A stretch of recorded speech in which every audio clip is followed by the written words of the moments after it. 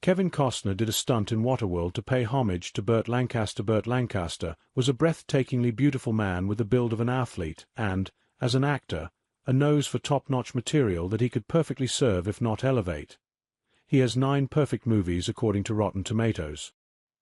He was one of the most beloved movie stars of his generation, and he was deeply mourned when he passed away in 1994. Though his death wasn't sudden.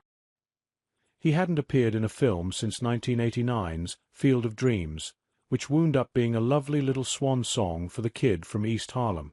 It's just that he was Burt Lancaster, and we couldn't imagine a world without a dashingly determined person like him in it. Lancaster's Field of Dreams co-star Kevin Costner was quite taken with the leading man when they shot their 2 scenes together. How could he not be? He'd grown up watching the man swashbuckle and soldier and seduce. But he'd also had a front-row seat to Lancaster in decline. He was a pro, said Costner at a press event for the film's 15th anniversary, and he struggled in Field of Dreams. And everybody waited for him, and the reason why we waited is because how great he was, because it only had to happen once, and he had the magic. Costner respected that magic because he'd spent much of his career trying to summon it himself. According to Costner, I have a fondness for Lancaster, because he's obviously a physical actor, and that's been a lot of my stock in trade.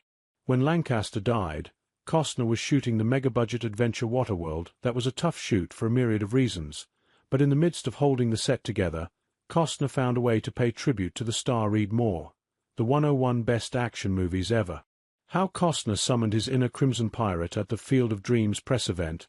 Costner revealed that he'd performed a stunt that harkened back to Lancaster's work in films like The Flame and the Arrow and The Crimson Pirate in Waterworld. Said Costner, there's a moment where I hang off the side of the ship, and it's an athletic move, something a gymnast would do, and I did that for Burt. We'd lost him, and it was in homage to him. Costner does lots of wild stuff on that trimaran throughout Waterworld, but I think the moment he's referencing arrives in the first 10 minutes, when he raises the sail on the ship and chases down the scavenger who stole his fruit. Big, physical, and very funny at times, Waterworld feels like a film that would have tickled Lancaster. Maybe he would have also dug the awesome Universal stunt show that's still operating at Universal Studios Hollywood, Japan, Singapore, and Beijing. Over 30 years after he left us, the industry's top stunt professionals are out there doing Lancaster proud, and stars like Tom Cruise are pushing the outside of the envelope in ways that even Burt might have found just a tad over the top. If you're looking for the easiest way to keep up with all the major movie and TV news, why not sign up to our free newsletter? Read the original article on /film.